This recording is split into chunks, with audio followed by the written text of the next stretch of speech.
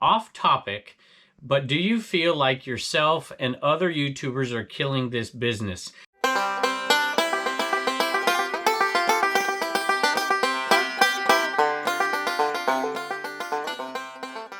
Hello everybody, welcome back to Commonwealth. Flipper, welcome to the Commonwealth cabin. Thank you for joining us. As always, we've got some really good sales today. We've got, maybe not a ton, but we've got a $150 one in there. That always makes me feel good. And we've got some cool stuff to show you as well. But I was sparked by a comment the other day that I thought was really, really well put. It's a question I get all the time, but it is something that I feel like a lot of YouTubers kind of give a canned answer to avoid it or to deflect a little bit. And it's about YouTube and its effect, not just YouTube, but social media in general, reselling social media and its effect on reselling. You know, people say, you know, people like you, like me, have ruined the Goodwill, have ruined thrift stores, have ruined yard sales, have ruined eBay in general. And I want to look at it in a slightly different way than you're typically used to and really take a good look to see if that's true or not. Give you the negatives, in my opinion, of course, and the positives for it and kind of the reality behind it. And then I want to get your feedback in the comments below and you tell me what you think. But we got some great sales. Let's take a look. But Pepper has been getting into stuff lately. Ooh, there's another one. We'll trade. I'll trade Pepper for one.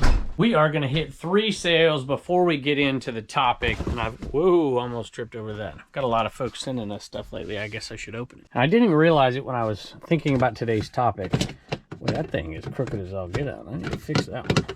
At any rate, the ashtrays are in here. I love selling ashtrays, but they're not easy to sell. And I sold... I mean, some of them are super long tail and they don't sell for a lot. Some of them are a little bit better. This is made in Japan. They satisfy Chesterfield right there. And I sold that with another one. Owen's been begging to get out now, so he just begged to get in. Oh, no name.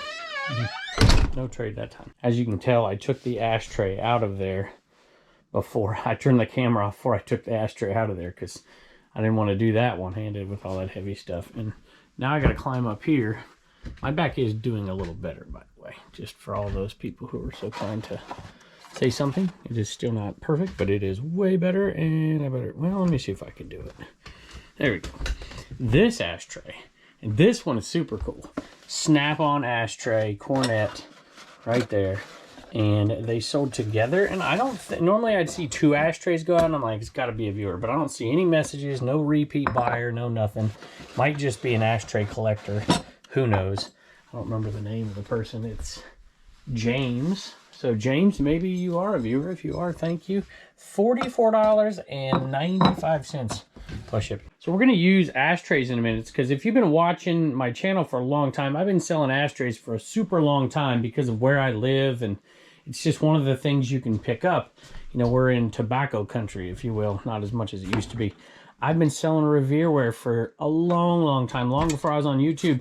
And I was selling it 4 years ago when we started this show. And you haven't seen me sell a lot of it lately. And I think there is an effect for folks out there who see certain things. And I try to give the perspective that's honest about it. This used to be something I would sell all the time. And I'm going to talk about that in just a second. But this sale right here...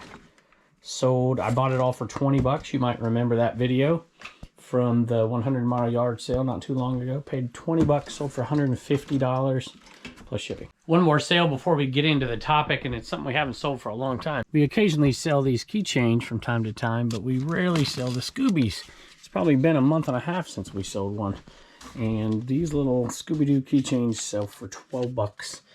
Free shipping. Let's get into this topic. So this message was from Ben. So Ben, thank you for sending this. Off topic, but do you feel like yourself and other YouTubers are killing this business? I hear this often and I have my own questions. He says, when I went to garage sales just a few years ago, nobody mentioned eBay prices. This summer, nearly every yard sale I go to, the person says, well, it sells for this much on eBay. Thrift stores in my area have also caught on, and it's become pointless to visit. One of my local honey hole churches, for years I could always get several items, now has resellers in the back taking stuff. He says there's so many more people on phones looking up stuff at places as well. It's pretty disappointing. Now, I want to talk about this in a different way. I'm sure if a lot of you watch live shows and stuff like that and you read comments, you see this question a lot. You see a lot of people who are just hateful and vengeful towards, people on social media. That's not at all the way that the tone of this question was. This is a serious question, and I think it deserves a serious answer. So we're going to do this in 3 parts and keep picking, but we're going to do the first part now, and that's looking at the negatives of it. A lot of resellers like to look at the micro part of it, right? So here's an ashtray. I used to sell ashtrays, 5-10 years ago, and it was a lot easier for me to sell ashtrays than it is now. And somebody might look at that and said, well, you were the first one on YouTube to be buying up all these ashtrays and you ruined the market. Well, that may be true. That actually, I think, probably is a tiny part of it. I don't think it's a huge part of it, but I think that is true. I certainly know that was true for the super shooter that I had talked about years ago. There was a candy maker thing, and I was getting like $80, $90 a pop. And of course, it went up during the pandemic, as do items like this, because people were in their homes cooking and stuff like that. I was selling this stuff years and years ago, getting pretty solid money for it. It was worth the time to clean them, sell them individually, getting okay money for it. And I'm not saying I ruined, whatever. I'm not giving myself too much credit. That's not what I'm talking about, because there's plenty of sellers that came into this market selling much more high-end stuff than this. This just happens to be what's around here, right? I don't find any of that really fancy stuff because we just don't have that much money around here. But I can tell you right now, before the pandemic, it's tough to compare the pandemic era to this because people were buying stuff like that like crazy. Didn't matter. You couldn't keep it on the shelves. Now, it's a little bit different. So I like to compare now to, 5 years ago or so. Yeah, I think it does have an effect. It clearly has an effect. It has an effect on thrift stores. It has an effect, but I'm not entirely convinced it's just because of social media influencers. And I'm going to talk about that at the very end, but I definitely think there are some negatives to this. I pointed back there when I was talking about the super shooter. I don't even have any back there. If you've only been watching this show for a year, you haven't even seen me sell one. I used to sell them all the time. I had tons of them in stock. Almost every time I would go out to garage sales, there was one sitting there. And I talked about them often because the price was really good. I sold a brand new sealed one time for 120 bucks. I found them. I would find them all over the place. And I just can't find them anymore. And I think the part of the reason is because that stuff gets out there with social media. It makes it harder to find that stuff. I used to talk about the purple ab roller all the time. I still talk about it, but I haven't found one in a long time.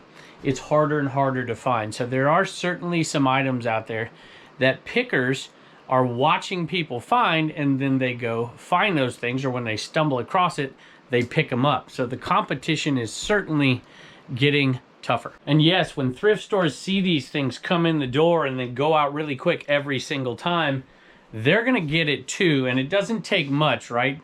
These are businesses, and businesses that, have heads and corporations and stuff, they start to feed this information down to the individual stores, and people start to catch on. There's no doubt about it. Can y'all hear that rain?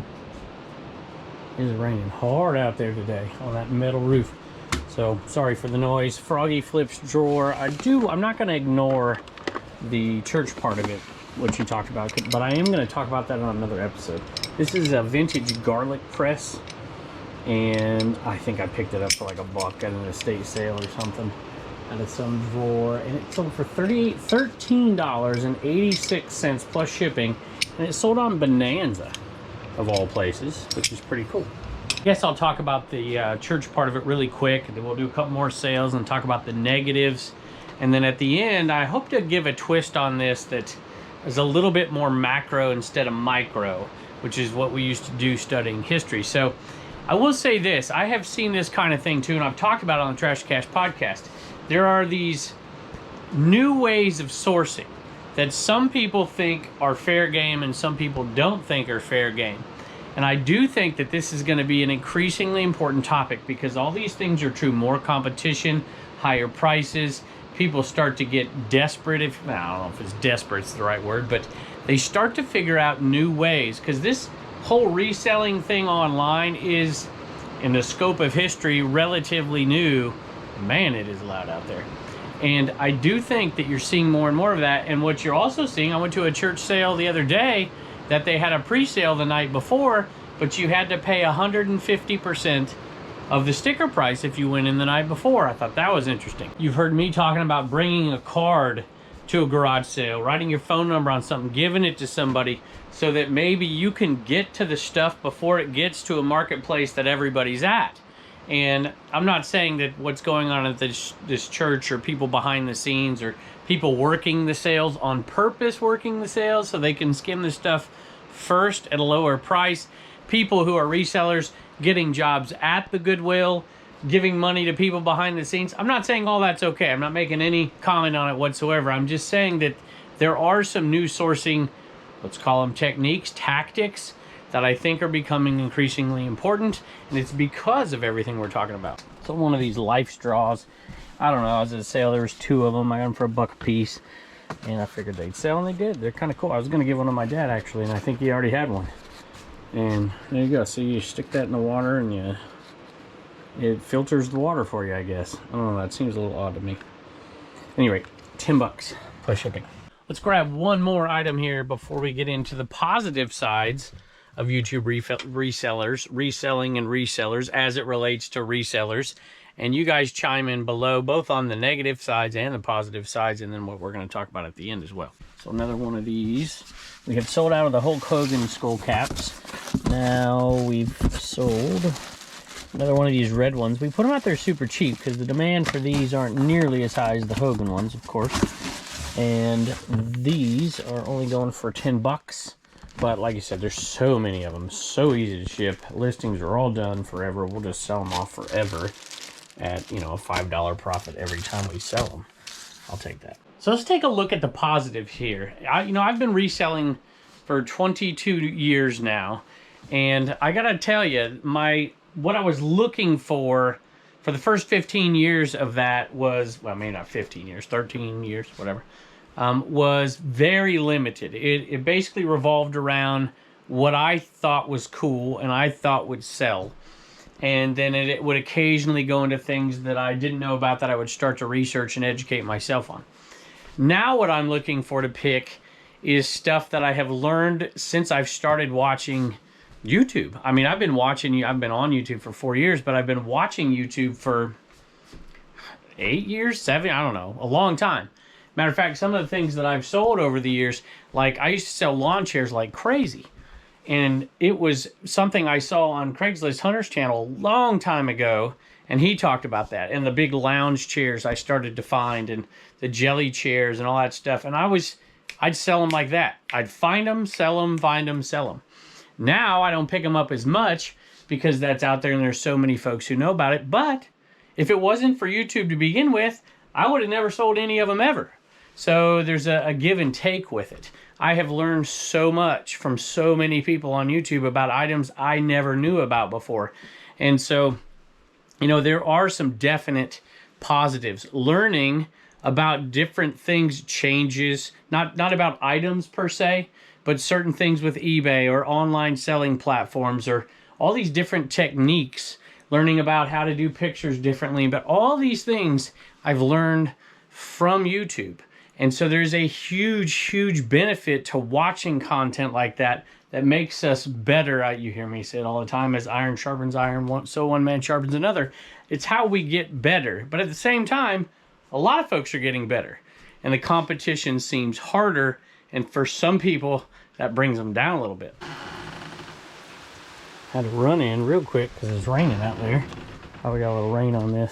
Rarely do I get so happy for a small sale like this, but I am super happy because this shirt was in the store for a long time and it sold on Mercari. These aren't stains, this raindrops, y'all.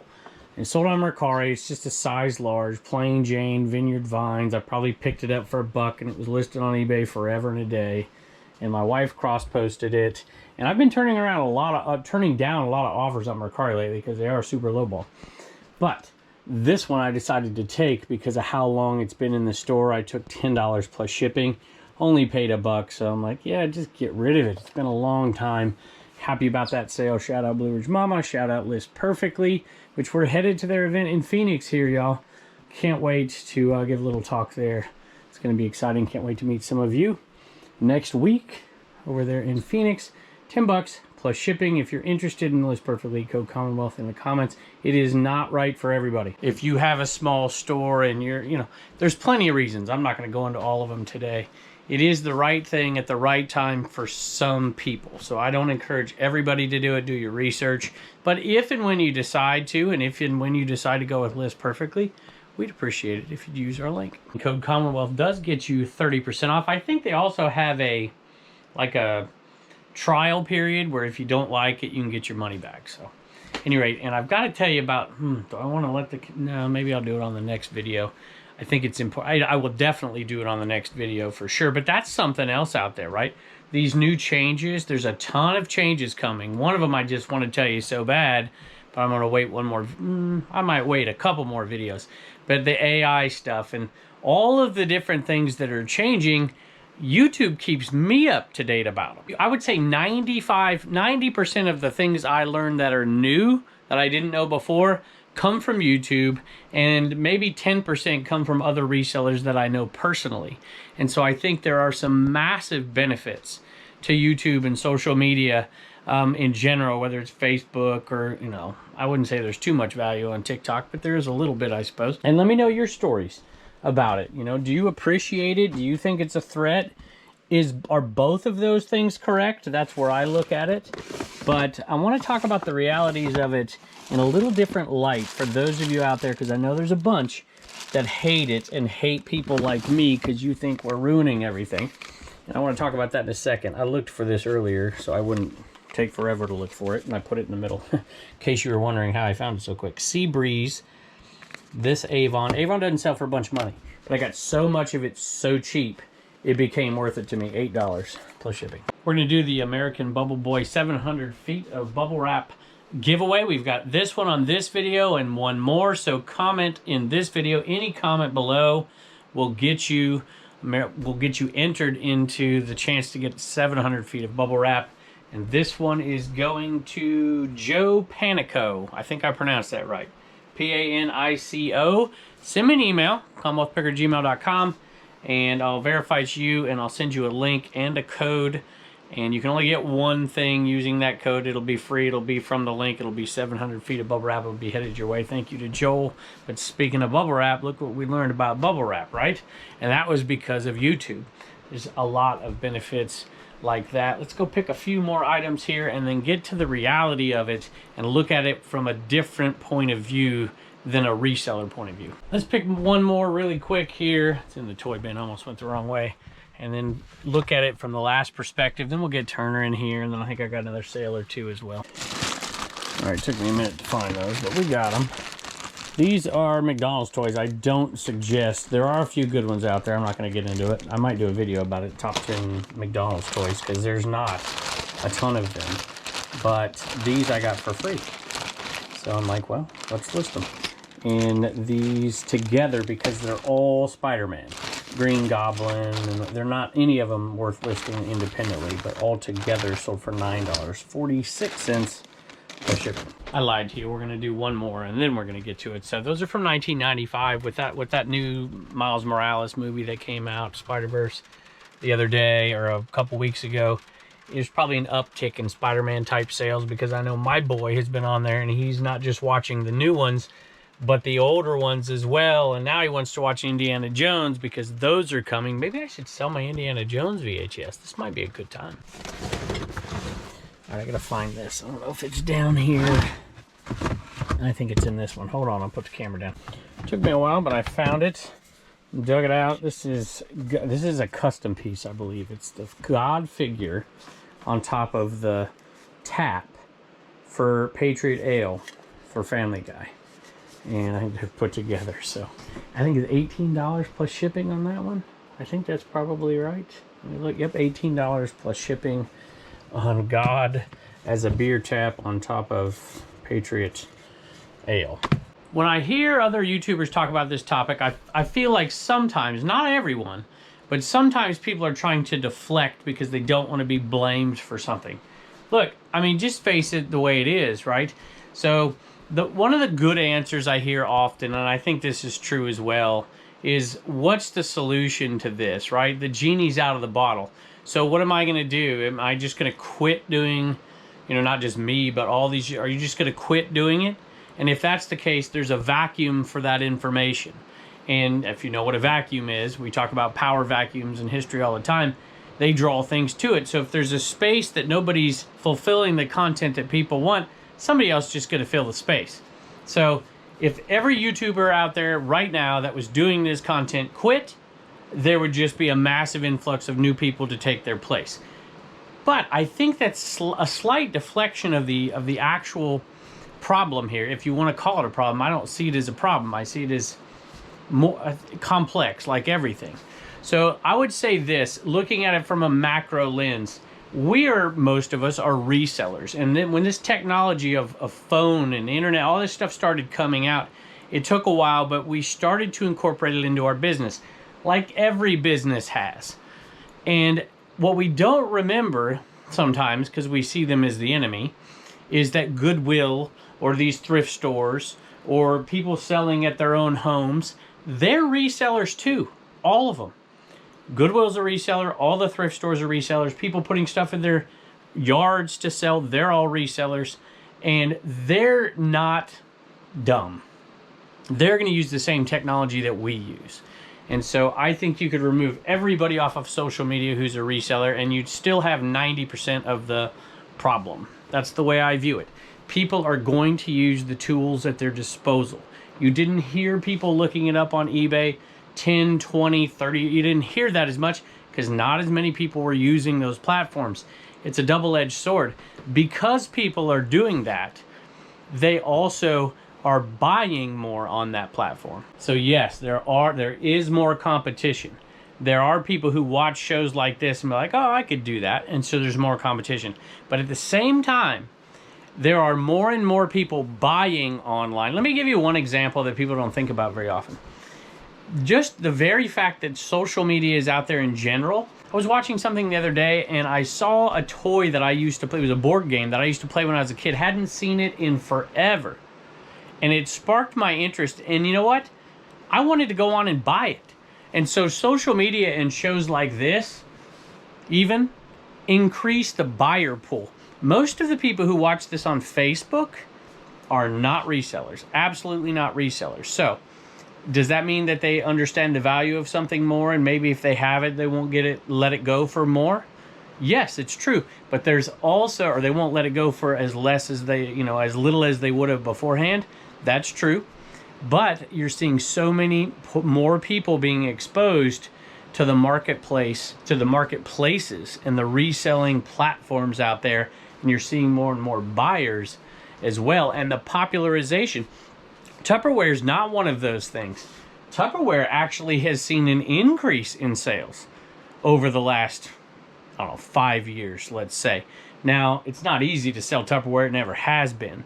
But it is something that is more and more popular as opposed to less and less popular. All right, y'all, we don't have a joke sent in from a viewer. I thought this was, but this is actually from Retro Toy Envy, which I'm going to show you in just a second.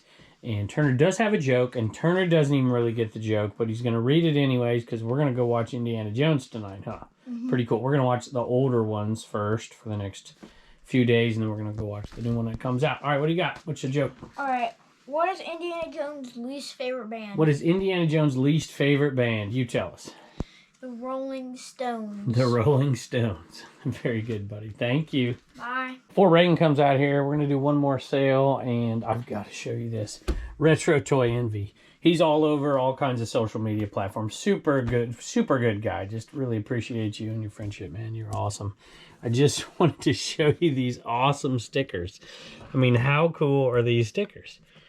I mean, just awesome. I love that one right there. That is really super cool. That one is really awesome. They're all awesome. They're so cool. So thank you very, very much. All right, y'all, I was going to do one more item and then end this video with one more thing to say about the topic, but Reagan's here first, so we're going to do that. Tony got a CWP sticker. Michael, Lori, Nancy, Kristen, Diana, and Pamela got Trash to Cash, new Trash to Cash. Yep, they sure did. IKEA bags. And Actually, a lot more than that are sold. I haven't counted. Last count, I think I was around 22 right after that last video was done. I haven't looked back on there, so we're going to do those. And there are only 100. I don't know how long they'll last, but there are only 100 of them. And you got some work with Bub's girlfriend to do in the next few days. Get these all shipped out, don't you? Thank you, baby. Bye, and don't forget to get your sticker at CommonwealthPicker.com. Last sale. I gotta wipe my feet because it's so wet out there. Last sale of the day. This is I got this, I think, last year at the 301 sale for $1. And it finally sold. Long time. A little pearl snap. You know what? I might have got this at the Hillsville sale. Labor Day sale. And if I got it up there, I think I might have paid 50 cents. Either way, it sold. Didn't sell for a bunch, though. $13.50 for that Eli Plains, I don't know, Western pearl snap shirt with some sweet colors plus shipping. I just want to add a couple of last words about this topic. So one of them is this. For those of you who do think like this, what would be the solution to this problem? Because I've heard this one before. Just stop watching YouTube resellers. So if that applies to you and that's your practice, I think that's probably, and remove me from the equation because I'm a YouTube eBay reseller, right? I'm not saying this to get people to keep watching people like me. That's got nothing to do with it. But if you stop watching, that doesn't mean everybody else is going to stop watching, and certainly doesn't mean that competition is going to stop watching if you truly believe that that's an issue. So I don't think that's a solution to the perceived problem. I actually think it's a detriment because then all those positives we talked about, you wouldn't get the benefit of, and all the people you're competing against would get the benefit of. I was just walking in here from the cabin and I thought to myself, you know, what are the things since I've started YouTube that I've learned? And I have learned so much from the folks. I talk about, you know, Reseller Information Network and all those guys. They're constantly teaching each other. They're constantly teaching me. Tons of YouTubers out there. I know so much more about hats and t-shirts and swung vases and car parts and, you know, every imaginable tool because I've kept learning and I've kept watching. I think that is far more valuable than any detriment that people who are resellers are putting on YouTube. So just my 2 cents, but I do appreciate the question, and I do think it's going to lead to more and more changes that we can all adapt to and change because of, and I told you this before, I hate change. I did not want to start cross-posting. I still don't want to do cross-posting. But if you don't stay up with the game, if you're not in the loop, if you're not constantly changing little by little and keeping up, then you'll get left behind. And I think, even though it might not be something that's appealing to everybody, something like that, when I look back 3-4 years from now, I think I'll be very happy that I've done it. Matter of fact, I hope in just a couple of weeks, I'll be really happy that I've done it. Hopefully you'll know what I'm talking about by then. But I want to say thank you for joining us. We really appreciate it. I can't wait to see you next